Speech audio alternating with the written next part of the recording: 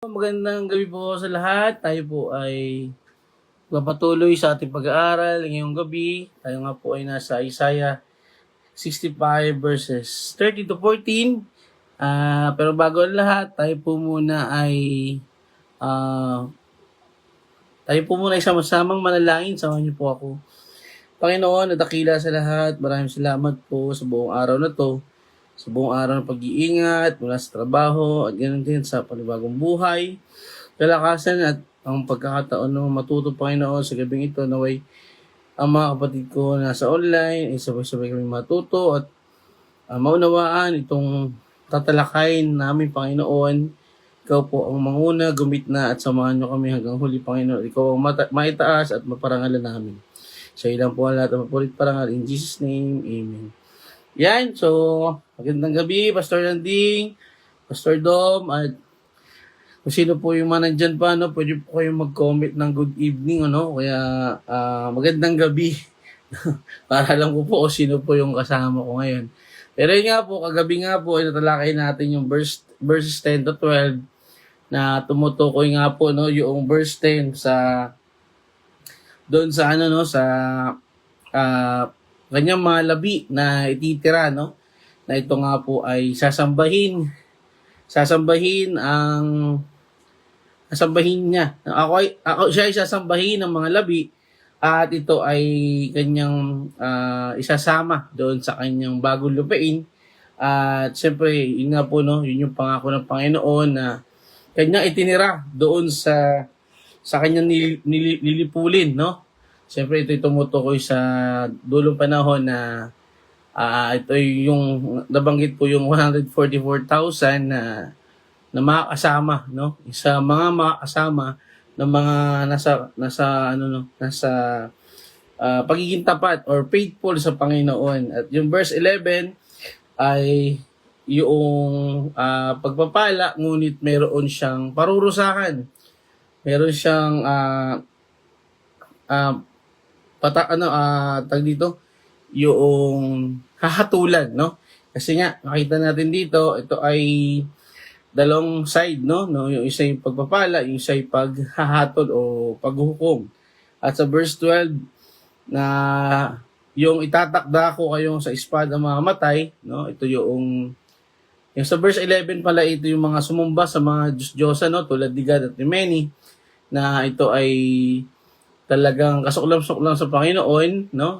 Tinalikuran nila ang Diyos at sila ay sumamba at mas nagtiwala sa mga hindi tunay na Diyos, no? Sa verse 12 ay ito yung tumutukoy sa hindi pakikinig, hindi pagtanggap at hindi pagpansin sa boses o sa salita ng Diyos. At ito nga ay magdadala sa kahinat na nito ay siyempre ang kapahamakan. Siyempre, yung pong isa ay ang pagpapala niya sa kanyang mga tapat na lingkod hanggang sa dulo, no? Yan. So, ang verse 10 to 12 nga po ay sa kabila ng paghuhukom, nangako ang Diyos na iingatan ang mga tapat na labi, no? Na hinalintulad nga po sa isang kumpol na mabuting ubas na ito ang mga magsisimula ng panibago niyang kumbaga isasama niyo sa bago niyang kaharian. Magandang gabi, Princess. Yan. So, ang nalabing ito ay umakatawan sa mga nanatiling tapat sa Diyos sa gitna ng mga laganap na kawalan ng katapatan. At dito nga, yung tinitiyak ng Diyos na sila ay kanyang iingatan at isasama, no? Doon sa kanyang bagong lupa o doon sa kanyang gagawing bagong kaharian. Yan. So, verse 13 to 16, pero hanggang 13, 14 lang po tayo, no? Ito po ay mga gantimpala sa mga tapat na lingkod ng Diyos o mga naging tapat at nanatili sa Panginoon. At ito ay nagpapakita ng mas malinaw na pagkakaiba, no, sa pagitan nga po ng mga tapat at mga sumuway. Yan. Magandang gabi, Sister Irene, si Pastor Michael from Mindoro. Salamat po at nakasama namin kayo ngayong gabi. Yan, so sana okay na po ang inyong wifi. Yan. So yun nga po, ito ay contrast, no? Or makikita niyo po sa ating title is the bless the faithful, blessing for the faithful and despair for disobedience, no? At ito yung pagpapala sa mga tapat at syempre yung kaparusahan o paghahatol, no, para sa mga sumuway at tumalikod sa Panginoon. So napakagandang pag-aaral kasi nga dalawang dalawang differences ng mga tao, no? At alin ba tayo dito? Yun ang unang tanong natin na lagi. Sino ba tayo dito? Tayo ba yung nasa pagsuway o tayo ba yung nasa pagsunod, no? Yan. So, makikita natin ang verses 13 and 14 ay mas nagbibigay diin sa pagkaiba ng gagawin ng Panginoon sa kanyang lingkod at sa mga sumuway sa kanya. Sinabi dito, kaya ganito ang sabi ng Panginoong Yahweh, ang mga lingkod ko'y magsisikain, samantalang kayo'y aking gugutumin. Ang mga lingkod ko ay aking paiinumin, ngunit kayo'y aking uuhawin. Ang mga lingkod ko'y pawang kagalakan ang tatamasahin, samantalang kayo'y aking hihiyain. No? Makita natin yung pagkakaiba. At nung binabasa ko po ito, syempre talagang ako ay nagsuri.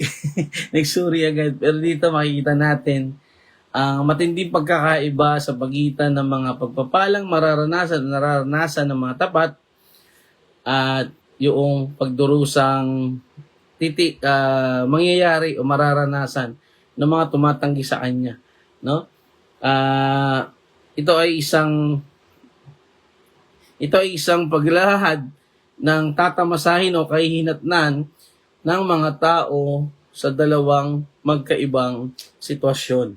Ayan. So, dito ay binibigyan diin ng talata ang mga pagpiling ginagawa ng tao kung susundin ang Diyos o tatanggihan ba siya. Napaka gandang aralin kasi tumutukoy po ito sa dalawang bagay lang, no? Yung pamumuhay ba natin na tayo ay patuloy na may takot sa Diyos, no? Pag sinabi may takot sa Diyos, nandun yung pagsunod. Pakita natin dito, ito ay tumutukoy sa mga sumunod na kanyang pagpapalain at mga sumuway na kanyang paparusahan. So, ito nga po ay sa panahon ni Propeta Isaiah na ang Israel ay nahahati sa dalawang grupo, ang mga nanatiling tapat sa Diyos at ang mga bumaling sa idolatria at pagsuway. Ang mga rebelde ay sumunod sa mga huwad na Diyos at ang mga nagrebelde, no, ay sumunod sa mga huwad na Diyos at hindi pinansin ang mga panawagan ni Yahweh. Maalala natin, no, ang dami nating pag-aralan sa buong aklat ng Isaiah na nandun yung paalaala ng propeta, nandun yung panawagan niya, ngunit hindi sila may tenga sila na hindi sila nakinig. May mata sila na hindi nakakita at mayroon silang bibig na hindi sila nagsalita, no? At ito yung pagtalikod o pagtanggi sa alok ng Panginoon. Ito rin ay sumasalamin sa mga pagpapala at sumpa ng tipan na nakabalangkas sa Deuteronomio chapter 28. Again, nangako po ang Diyos ng pagpapala para sa mga lingkod na naging tapat, no? Naging tapat at magiging tapat pa, no, sa mga susunod pang panahon na ito ay ranas ng tunay na pagpapala mula sa Panginoon.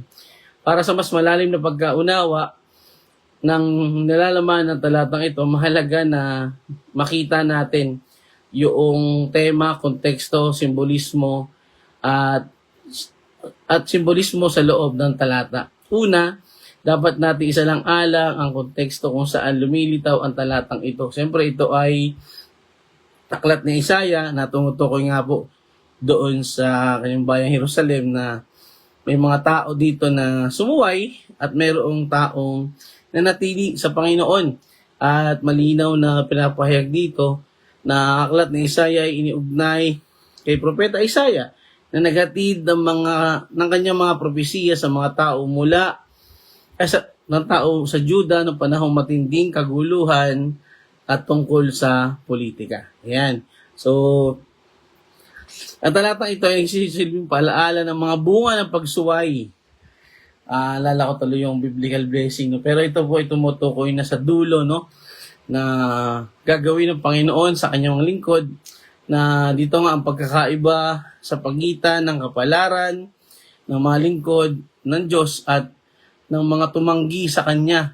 Ito ay naglalarawan ng matinding kaparusahan para sa mga taong hindi siya pinansin. Hindi siya pinansin, kaya ito ay makakaranas ng matinding sitwasyon. Yan. So, sa kabilang banda, ang mga tumatanggi sa Diyos ay makakaranas ng gutom. Ang mga lingkod naman ay makakaranas ng kabusugan, no? Bibigyan sila ng pagkain at inumin. Sumisimbolo ito sa provision ng Panginoon, no? Provision ng Panginoon at sa ikabubuhay na nagmumula sa isang buhay na may katapatan sa Diyos. Yung isa naman ay gugutumin,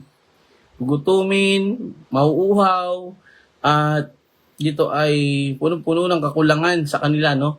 Na ito ay nagmumula sa isang buhay na may pagsuway. Grabe. Dito pa lang po, no? Talagang napapaisip ka na talaga kung ikaw ba ay magtutuloy-tuloy, no, sa pagsuway sa Panginoon. Nakita natin dito yung ang salita ng Panginoon na hindi po ito, kumbaga sa atin ay ito na yung warning, ito na yung babala, no? Kumbaga tayo nababasa na natin to na, uy, teka, sa dulong panahon, ito yung mangyayari, no? So, alin tayo dito? No, yan. So, bukod pa rito, nagtatampok ito ng emosyonal na kalagayan ng mga lingkod ng Diyos kumpara sa mga tumatanggi sa Kanya. Sinasabi ng talata na mga lingkod ng Diyos ay magagalak habang ang mga suwail ay mapapahiya. So, mapapahiya sila kasi, di ba, ito ay, naalala mo yung naalala natin yung, although sa Mateo 7:21-23, na I never knew you, no? Talagang ayun, yung sa kasal, no, yung sa banquet, no, na wala silang oil. Yan. So, maraming sitwasyon na makakaramdam sila ng kahihiyan dahil hindi nila totoong pinansin o pinakinggan ang mga salita ng Panginoon. So, ang simbolismo ay gumaganap ng mahalagang papel sa pagbibigay kahulugan sa talatang ito. Ang imahe ng pagkain at pag-inom ay sumisimbolo sa espiritual na pagpapakain at katuparan na nagmumula sa isang buhay na may katapatan sa Diyos. Ang imaheng ito ay paulit-ulit na ating napag-aralan at makikita sa buong Biblia. Yan. So, kabilang ang pagpapahayag ni Jesus sa John 6:35 na siya ang tinapay ng buhay.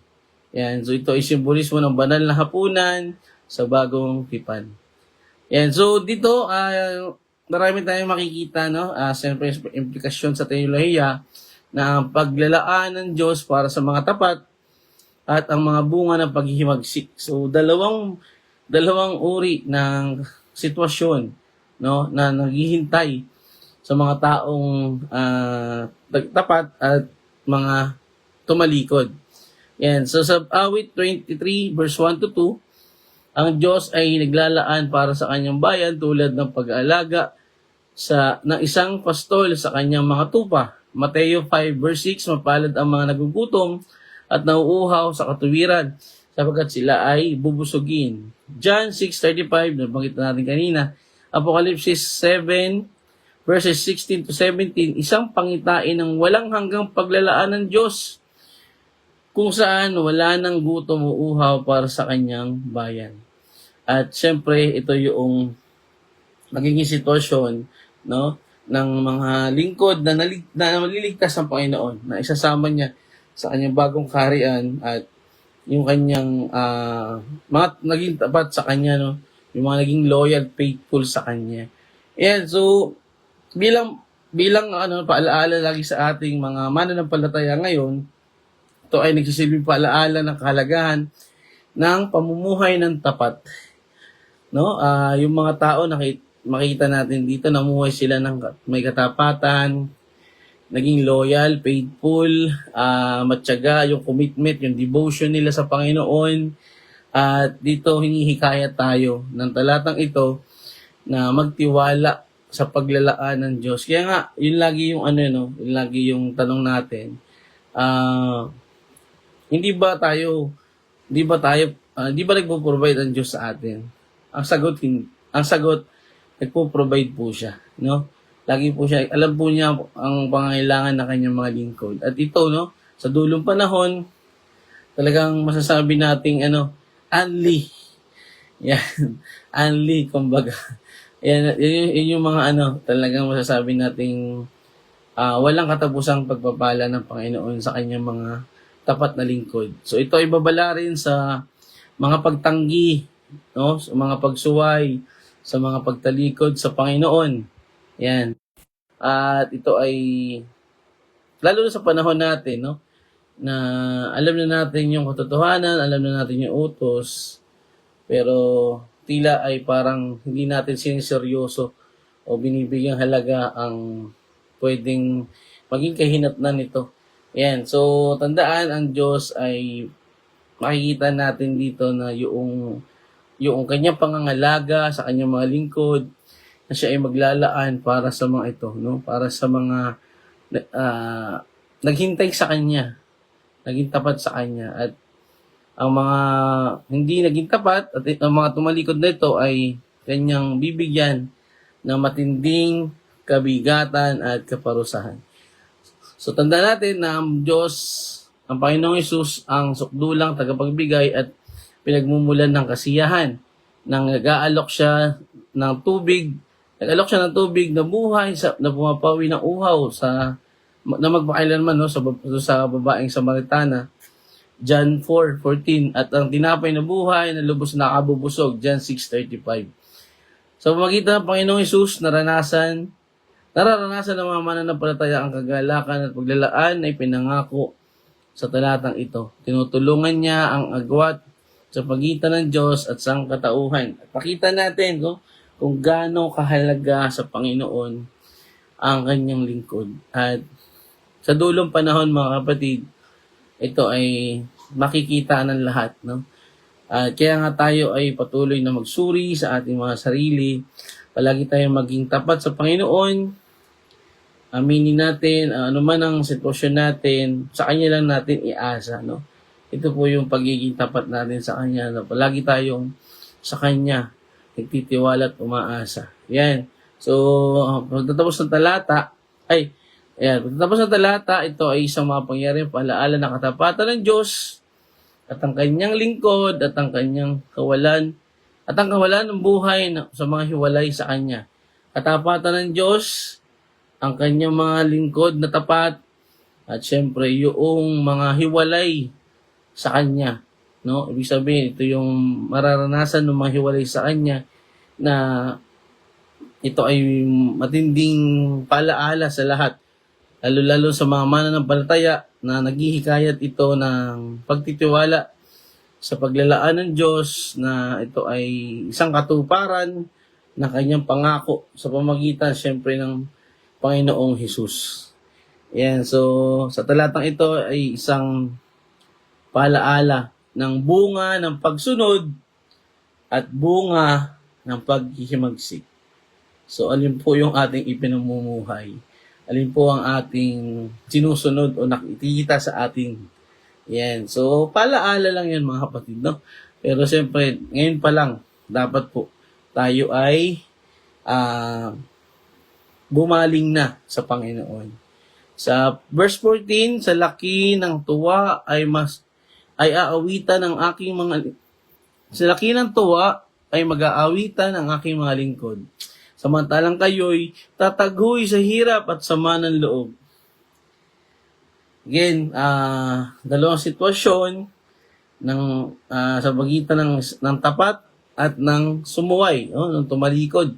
At makikita natin na talagang ito ay mangyayari, no? Mangyayari sa dulong panahon na tayo ay hindi natin alam kung kailan to, pero dapat ang malinaw sa atin ay saan tayo, no? Sino ang ating sinusunod? Sino ang ating binabalingan? Saan tayo mas nagtitiwala? Kanino tayo mas nananampalataya? So, gaya nga po nung pag-uumpara sa nakaraang talata, makita rin natin dito yung patuloy na paghahambing o yung pag-compare, no, ng dalawang magkaibang resulta para sa dalawang grupo ng tao. Ito yung sa mga tapat na lingkod at sa mga hindi naging tapat na mamamayan, no? Yan. So ito ay ang mga tapat ay napupuno ng kagalakan, samantalang ang mga hindi naging tapat ay nandun yung kanilang paghihirap, nandun yung kanilang pagtataghoy. Ayan. So ito ay patuloy pa rin, no, yung konteksto nito na nahahati nga po sa pagitan ng nanatiling tapat at mga hindi bumaling sa Panginoon, kundi mas bumaling sila sa idolatria. Ayan, so dalawang lang naman to mga kapatid, no? Ito ay nagbibigay diin lalo sa pangyarihan ng Panginoon, sa kanyang tapatan, sa kanyang mga naging tapat na lingkod. At ito ay halos paulit-ulit, no? Na paalaala sa mga mananampalataya, paalaala niya doon sa mga hindi pa bumabaling sa Panginoon. Ayan, so mahalaga na maunawaan ang talatang ito na bilang mga tapat na lingkod, tayo nakikita natin ang dulo na makasama tayo ng Panginoon sa kanyang bagong kaharian. Samantalang ang mga ligaw at mga patuloy na umiwas at tumalikod sa Diyos ay naghihintay sa kanila ang panghabang buhay na kahirapan. Dahil sa bahaging ito, nakikita natin ang magiging kahinatnan sa ating pagsuway o sa ating pagsunod.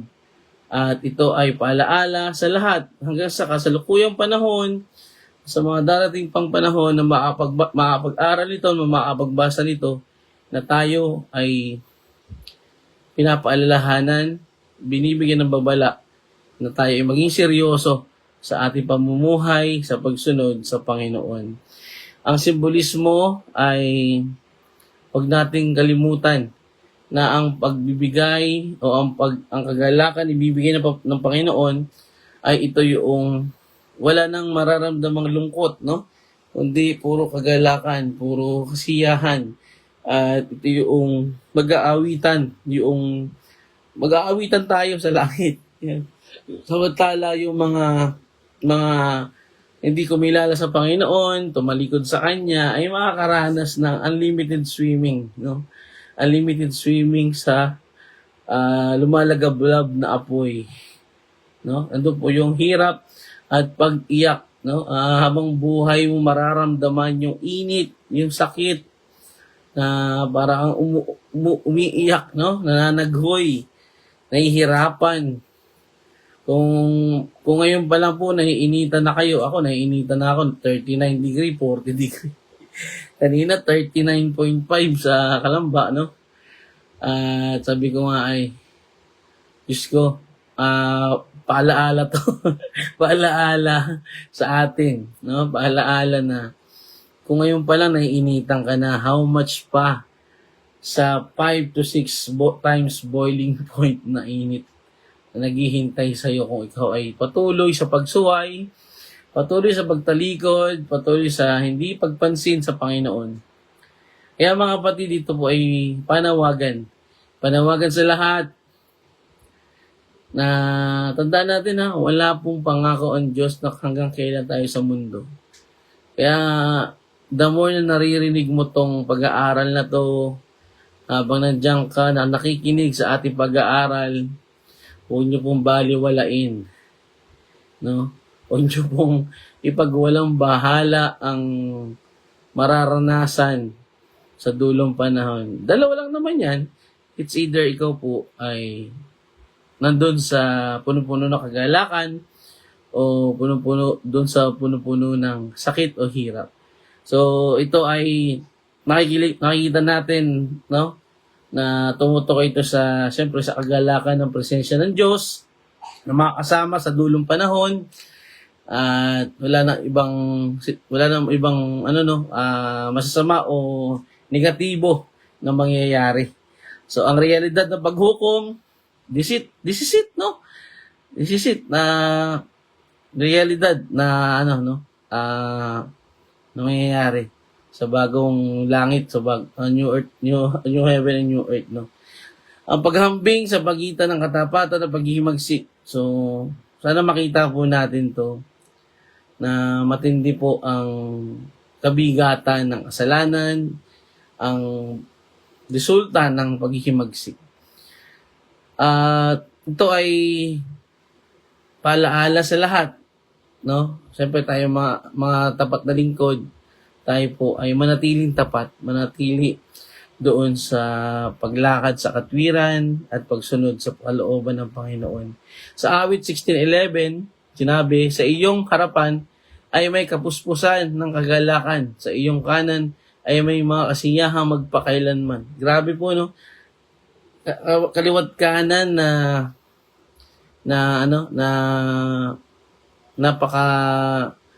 nakakalugod, no?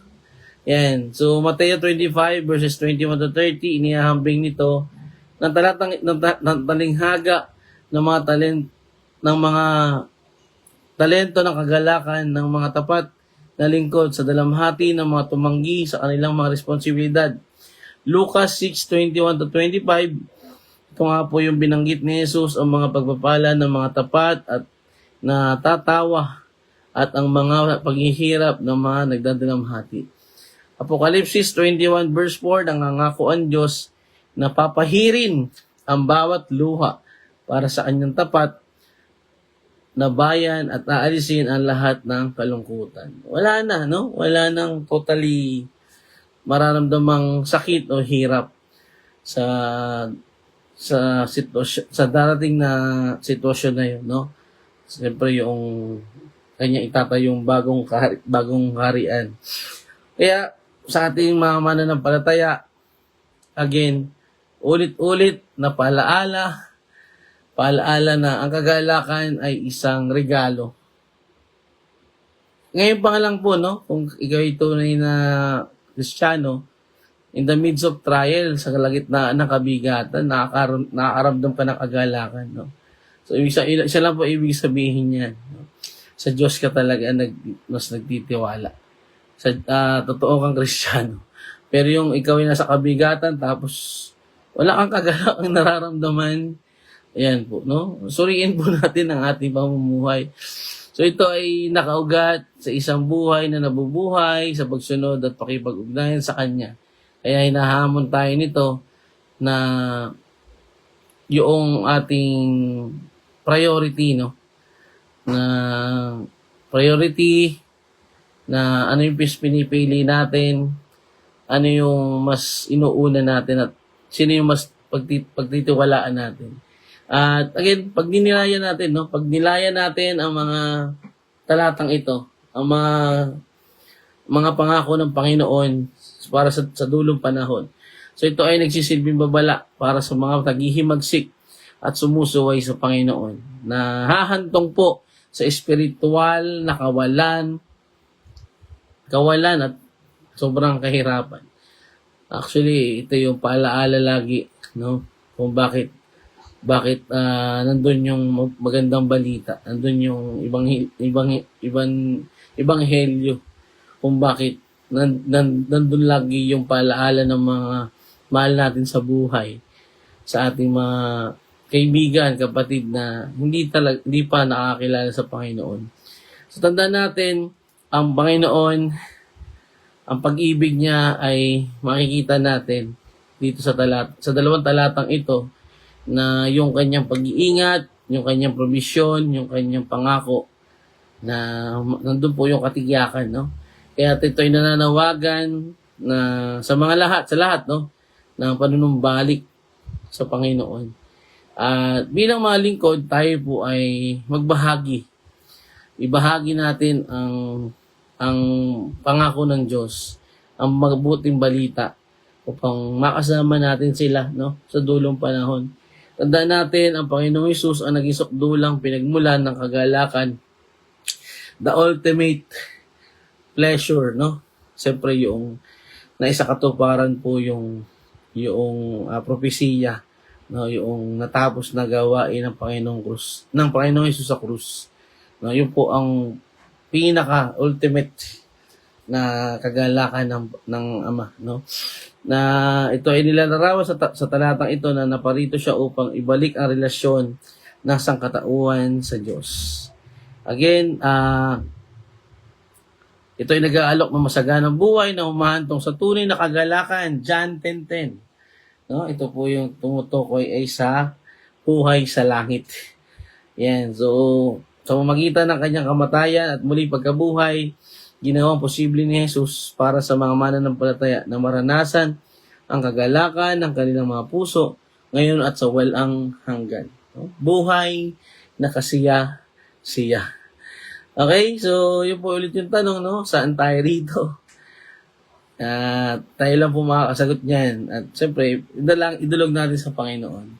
Again, ang talatang ito ay isang mga pangyariang palaala ng kagalakan na nagmumula sa tapat na paglilingkod sa Diyos at ang kalungkutang bunga ng pagtalikod sa Kanya.